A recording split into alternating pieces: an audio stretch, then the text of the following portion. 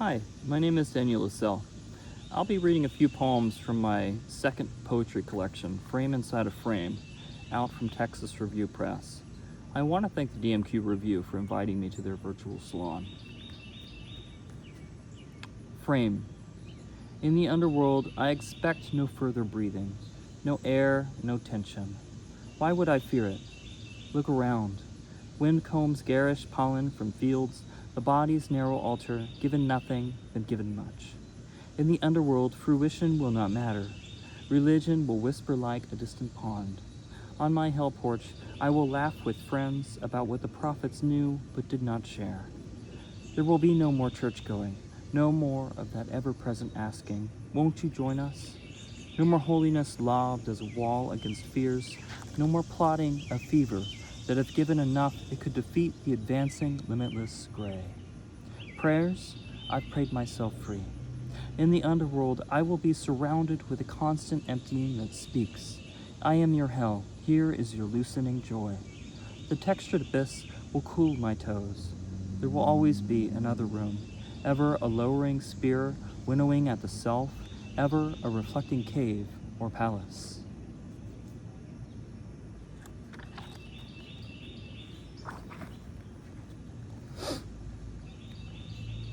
Seven Frames, Kentucky, circa 2003.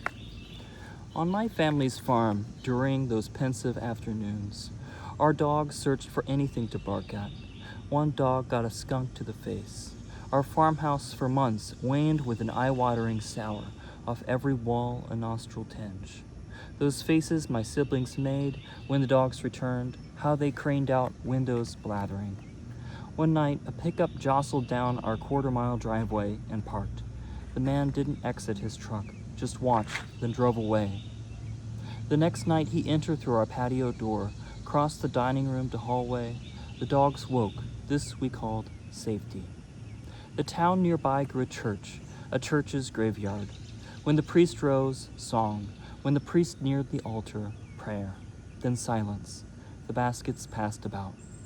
My family purchased our home from a pig farmer. He told us that one season he sold all the pigs to slaughter, sold his trailer, sold his pens, kept only his pickup, said he could use it no more, asked if we wanted it. Each winter, the rust-swept floorboard erased into fields. When driving it, the brakes squealed, the engine shook. We perched our feet in ghost-lit air.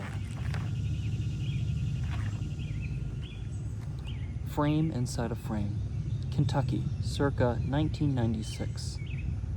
Like a resurrected body offered to perplexed disciples, the shagbark hickory shares 100 doorways into itself, flung open to carve the air. My brothers would rip the shards free, sword fight in our backyard, whirling, smacking the bark until the pieces shattered, brittle as bird bones. We'd peel the hickory's fallen nuts into grenades, then lob them beyond our swing set. Its leaves served as roof and bed to our fort of sticks. Bare wherever our hands could reach, the hickory must have seemed standing among its fellow trees, ridiculous or persecuted or sickly. Did we thank it or ask it for forgiveness? We said nothing, felt no stir of guilt.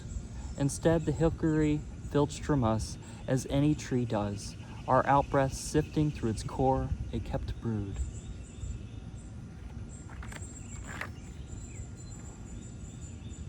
Frame. Beyond these hills, a river slops and loops, mud gathering and bobbling at the water's continuous movement. Where smokestacks drop the darkness over this valley, and still how that darkness lingers, a jarred and silvery swirling to surface. And so, how the town has hooked this landscape, how the hills have given up their rock, and the rock has been in wanting ever since. How hills have never yearned for a new landscape. The way in carving a hilltop open, with a shovel's knife edge, the soil looks back like a wound.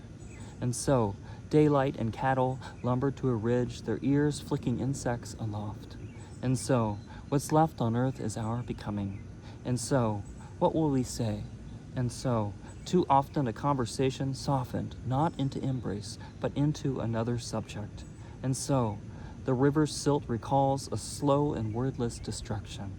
And so, Anything in form longs for purpose. I'll read one last poem.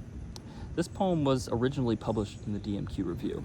I want to thank them for finding a home for it originally. Road trip. In her 20s, Grandma drove west without a wallet. She and her friends, with elbows on bar counters, thumbed out ice from drinks. Neon signs meant meals. They would make men like cigarettes. At sunlight, they would chart to other towns, those constellations along asphalt arteries. In her 80s, she sits by a wide cake as Grandpa tells a story, hands in air. How one night the moon fell onto the roof of his car and he cried out, "Marry me." Thank you so much.